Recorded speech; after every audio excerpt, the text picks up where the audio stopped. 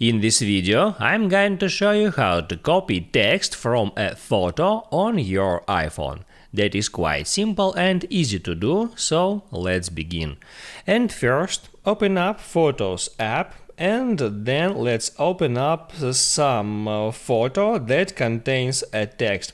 I got that one that's kind of bad quality photo because I made it using my iPhone device from my monitor. So here you can see that quality is quite bad, but you can still copy that text from that image. All you have to do is just hold down on the text to select it and then move it to select the exact part of the text that you want to copy.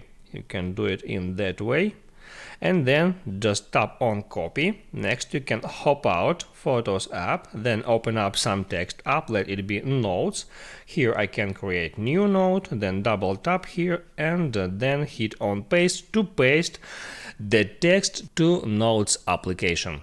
If this video helped you out, don't forget to like and subscribe.